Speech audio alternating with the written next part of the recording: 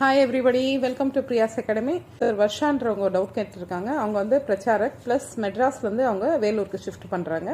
அங்கே போயிட்டு ஹிந்தி பசங்களை டீச் பண்ணலாமான்னு கேட்டிருக்காங்க. கன்ஃபார்மாக டீச் பண்ணலாங்க. எங்கே வேணால் நீங்கள் ஷிஃப்ட் ஆகலாம், ஒன்றும் ப்ராப்ளம் இல்லை. பட் நீங்கள் வந்து இப்போ டி நம்பர் மெட்ராஸ் நம்பர் இருக்கும், எம் நம்பர் தான் நம்ம போடுவோம்ல, அதை வந்து நீங்கள் டி நம்பராக சேஞ்ச் பண்ணோம். பிகாஸ் டி நம்பர்ன்றது தமிழ்நாடு நம்பர். ஸோ இப்போ சென்னை ஒரு பர்டிகுலர் ஏரியா மட்டும்தான், அந்த ஏரியாவில் இருக்கவங்க மட்டும்தான் சென்னைக்கு அப்ளை பண்ண முடியும். அதர் தென் சென்னை எல்லாருமே தமிழ்நாடு தாங்க. திருச்சி, மதுரை, கோயம்புத்தூர், வேலூர் எல்லாமே எதில் வரும்னா தமிழ்நாடு கேண்ட்ரியில் தான் வரும்.